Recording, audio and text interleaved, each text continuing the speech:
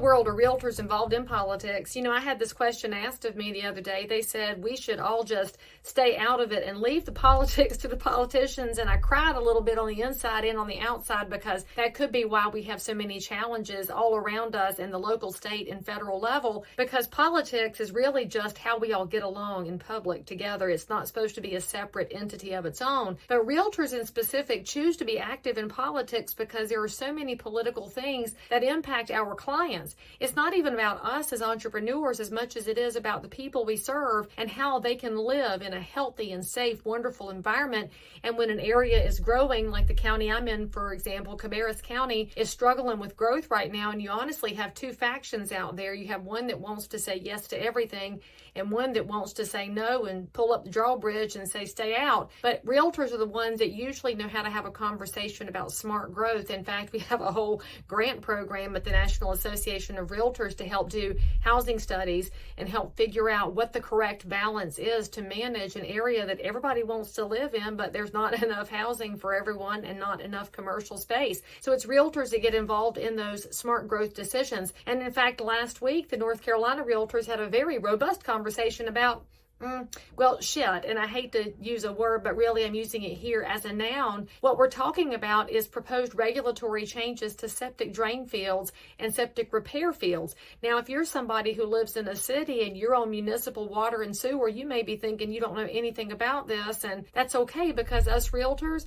we pay attention to it, because while my building here in Concord is on municipal systems, you don't have to go very far out from here to find folks who rely on well and septic. And if those environmental overlays get changed, it puts a restriction on housing. And in fact, the hardest part is when you have someone who's a mamaw and she's on 10 lovely acres and she wants those grands to move in next to her. When you start changing around all the septic regulations without good reason and good data, it makes it hard for her to use her land as she wishes. It's realtors that get involved in that. We're also involved in things that involve public health and safety. For example, here in downtown Concord, just as in downtown Charlotte, and frankly any municipality in the state, Senate Bill 300, which was voted on in 20 and 21 up in Raleigh and went into effect in 20 and 22, took away a municipality's ability to put on a prohibition against public defecation. You heard me. Towns like mine used to be able to say, no, you cannot defecate in public in the parking lot or on the sidewalk or on somebody's doorstep of their private building.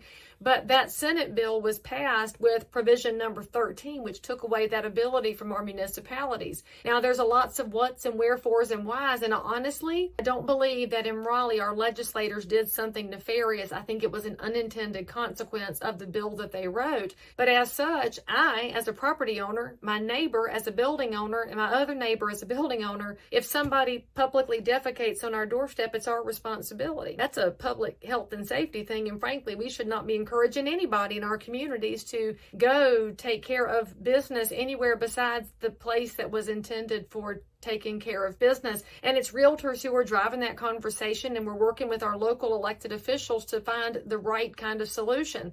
Again, you're not seeing this in the news because, frankly, it's kind of shitty to talk about. I couldn't resist myself.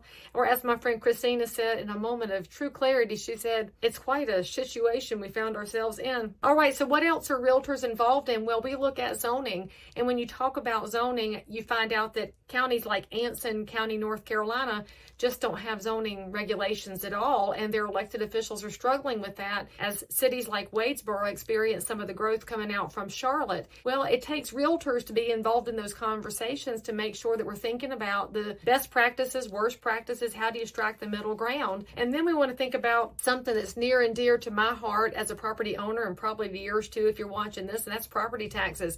Now, all of these things can be happening no matter where in the country you live, and that's why it's important to stay involved and aware of what's happening in and around real estate. It's so easy for real estate agents to tune it all out and say, I don't like it, I don't like politics, I don't want to argue about candidates and campaigns, and I understand that. However, you've got to have a vested interest in who who you're electing, because those are the kind of things they're going to be voting on. And we want to make sure that we've got elected officials that if they're not informed and aware, because this is not their professional life, that they're open to taking our phone calls, and we'll listen as we bring to them the real life stories of how our clients of today and our clients of tomorrow are impacted by these decisions. Frankly, we know that growth issues are hitting a lot of areas of North Carolina, South Carolina, Florida, Texas, and depopulation is affecting parts of New York, New Jersey, Connecticut, and California. So how do we find the best practices? We pay attention to the pros in those spaces, and that's why if you're in real estate, you need to figure out how to get yourself more engaged and involved so that we can all work together to help our elected officials make better decisions.